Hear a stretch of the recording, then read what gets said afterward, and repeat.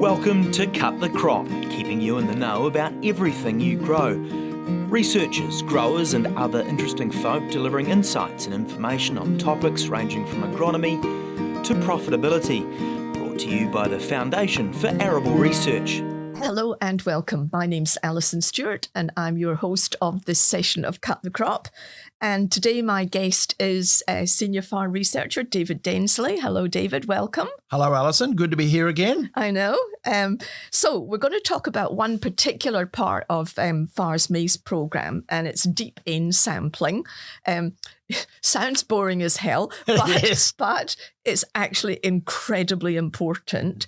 But before we go down into the deep N discussion, let's just talk about why it's so important to do any kind of nitrogen sampling. So as we've discussed in some of the previous podcasts, and as we talked about certainly in our Beyond First Principles workshops, Alison, so we're seeing nitrogen prices go up, and everybody will be aware of that. They've increased significantly. In fact, they've over doubled in price since over the last 12 months, and environmentally as well. You know, we've talked about this also. So nitrogen fertilizers contribute to nitrous oxide emissions, and nitrous oxide emissions is a real concern from a greenhouse gas point of view. So managing our nitrogen becomes really important. We are blessed in New Zealand to have these high soil organic matter soils.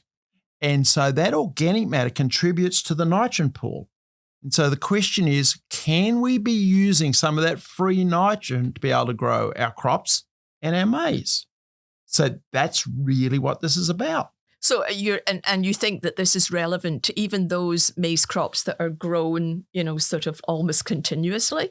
Absolutely. It's probably actually even more important. Absolutely. It doesn't matter whether your first year out of permanent pasture and you're growing maize, or any other arable crop for that matter, or you've been a long-term maize grower growing maize year in, year out. This becomes really important regardless. So tell me about deep N testing. Yes, the sort of boring conversation. No, I didn't really mean that. That was me being flippant. Well, and it sort of can sound a bit boring as well. So what it is, it actually measures plant available nitrogen in the soil. And the deep part is actually you're taking samples down to 60 centimetres for maize. For other crops, it would be shallower than that. But maize is a deep-rooted plant. In fact, it'll explore soil down to over a metre deep. So what we're doing is we're collecting soil at 60 centimetres to a 60 centimetres depth, and we're looking at that plant available nitrogen. Now, in the maize production system, we take those samples before we side dress. Okay, so side dressing is the name we use when we put on, we've planted the crop, the maize is now sort of around that knee high or a little bit shorter than that. We're going to put a second and final application of nitrogen on. We'll go in and do the deep N sampling down to 60 centimetres, measure the plant available nitrogen, and then we're going to adjust the rate of nitrogen fertilizer we put on based on what we measure in the soil. And that has, by adjusting it, and often we have this nitrogen that's sitting in that soil ready to be used that we're not accounting for, that allows us to reduce our nitrogen inputs, which does two things, Alison. Reduces our cost, obviously, which is a big one, and reduces our greenhouse gas emissions as well, which is also a big one. So really two wins. Keep it in our pocket, keep the money in our pocket, and the environment ends up better off as well. And the environment thing, given the fact that we're going to be going into pricing of greenhouse gas emissions, also has a financial benefit to the growers in the sense that you'll have a reduced, price that you will pay. Absolutely. And that's why we're advocating this practice. We make no apologies around that, Alison. This is a great tool for us to be measuring the nitrogen in the soil and then adjusting our nitrogen plan accordingly. Okay, so talk about the basic way of going around deep N testing. Okay, so what we want to do, we can do deep N sampling pretty much any time of the maize production cycle. So we could do that before we plant the maize crop, or we could do that around planting, or as is recommended, we do that just before we put on the side dressing. So typically that's around V5, V6. So we might do the sampling then in V3, V4. The reason you want to sort of leave it as late as possible and close to that second application is we see this mineralization going on. We've got this soil organic matter in the soils. The bacteria are sort of breaking that down, and out of that they release nitrogen that's available to the plant. And so that's driven by soil temperature and soil moisture. So obviously as we warm up, we see the mineralization speed up. So that's why we want to sort of delay it a little bit. So that's the timing of it. So what about the number of samples that you have to take and where in the paddock you take them? Yes, boy. And this is really, really important, Alison. This is part of our one of our research projects that we've talked about, right? And that's understanding the spatial variability of nitrogen in the soil. So what I mean by that is, so does it vary in different parts of the field? And that's important to understand because that influences how we sample.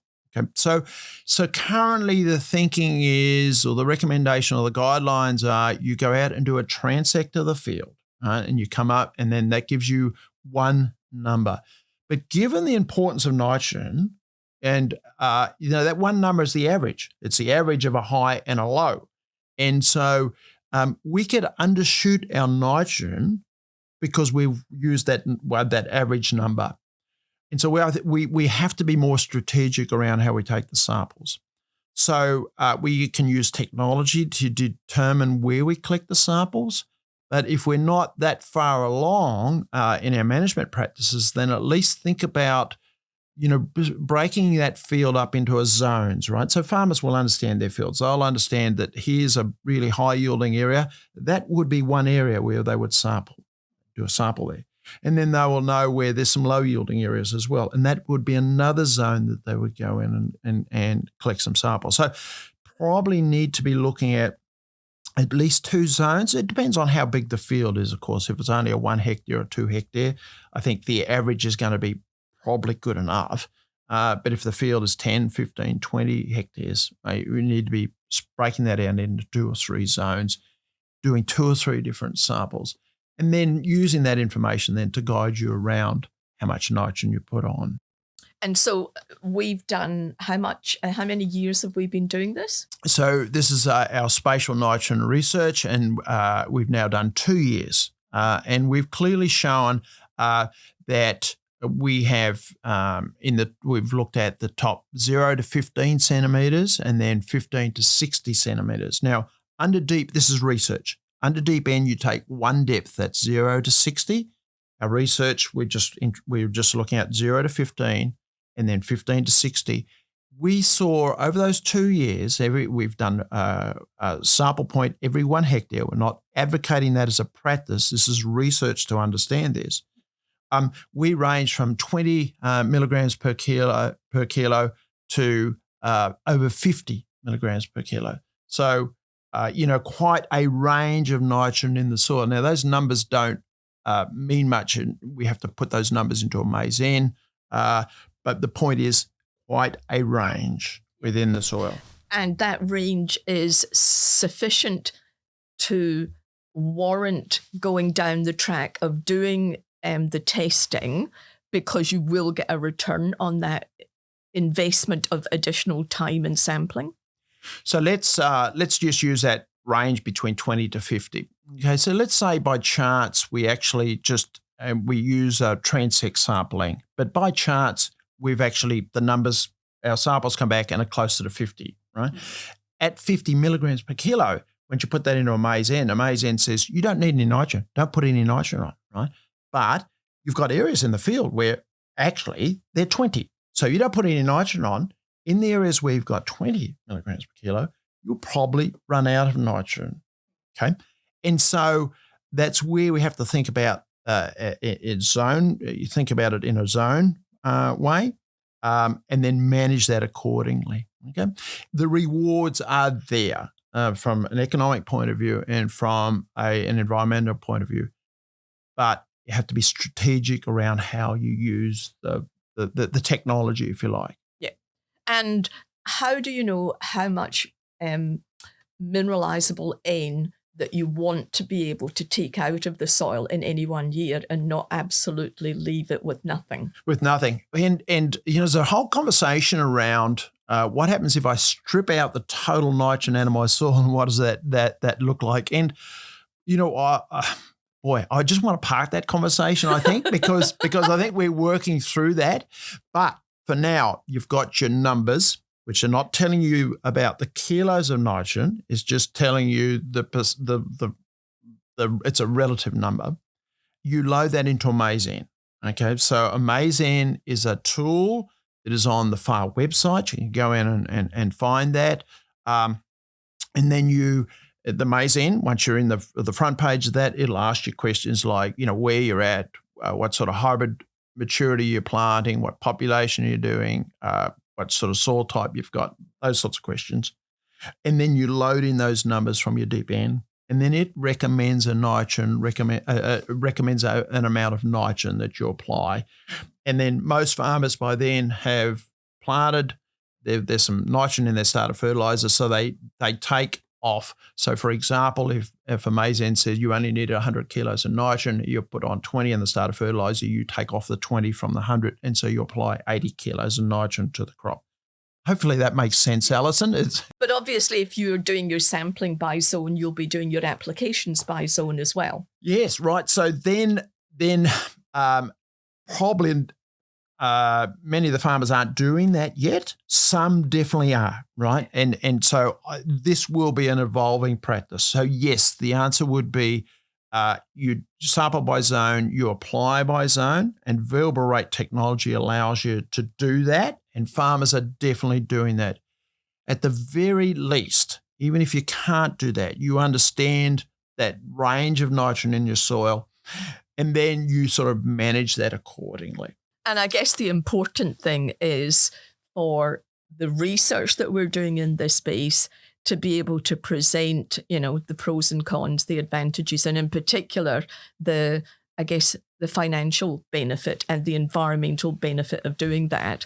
So how long is this program of work going to go on, and when are you going to sort of start getting out there and get the messaging? And in one of our podcasts, we've talked about the Beyond First Principles workshops that we've just finished, really. Well, when I say just finished, we've finished that over the wintertime. And we spent some time in the morning talking about the research that we're doing in that space and how you apply that on farm. So we've just finished year 2, and we're about to do year 3, which is this coming spring, once the maize hits V3. So that typically is in November. So that'll be 3 years of research on this one field that we're doing in particular. But we think this field, actually, it's a long-term maize paddock, 17 hectare. We think that really represents a lot of the maize paddocks around the country. And we're then switching that into a pathfinder farm. So we do our research. Yeah, it's really exciting. So we'll do our 3 years of understanding that spatial variability, the 2 years of showing that it's variable across that field. We think I don't want to anticipate the third year, but it's highly probable that it'll show the same thing. That is, that variability exists. And then we're starting to, what happens if, because the farmer we're measuring the deep N, and then the farmer is applying his standard practice. Okay, so there's not variable rate nitrogen going on here. The farmer is applying a blanket application like 99% of all maize growers will be doing, across New Zealand, and that is a blanket application. So the farmer's doing a blanket application. Once we finish the deep Ns in the spring, the pathfinder farm, this farmer, and that's Paul Hunter, and a big shout out to Paul because he's an awesome, he supports us in that whole space because he believes in it. We're going to switch into a pathfinder farm, and we're going to do some variable rate nitrogen across that space, those deep Ns that we're doing. Right? And so it becomes the second part of the work here, Alison. Yeah. And so for listeners that don't know what a pathfinder farm is, it's part of our Growers Leading Change initiative, where a farmer engages with FAR and looks to transition their farm from one management system or the use of one tool to another, and they act as the pathfinder to then be able to demonstrate how to do that transition to all the other growers. And what a fantastic transition, isn't it? Right. So we've done the research. Here we've done the research, and then it's transitioning to how does a farmer use that information then to apply it on farm? And Paul is certainly he's been doing precision ag for a number of years, and he understands variability, and he's got the equipment to be able to do that too. So we'll be able to share the Pathfinder experience that flows on from our deep end sampling, Alison. Excellent. So, any last final words of wisdom? Yes. My last words of wisdom are this is a really, really important management practice that I'm strongly advocating, Farah's strongly advocating, and for all the reasons that we've outlined in this podcast, you need to be doing it. What I'd suggest is that if you're not sure, then just dip your toe in the water and go out and do some deep end samples, even if it's just to see what your numbers are, Alison. Even if you do nothing else with the data for this year, go out and have a look. Look at those numbers, load it into a maize N. Give us a call if you if you don't know how to do that or you want some support with that. And that tells you a little bit about actually how much nitrogen you'll have in the soil, which I think will surprise a lot of farmers. Excellent. Thank you very much, David. Thank you, Alison. Yep, and thank you much, listeners. Have a great day on the farm. Thanks for tuning in to Cut the Crop, presented to you by FAR. If you'd like to know more about any of the topics discussed or have any suggestions for future topics, go to www.cutthecrop.co.nz.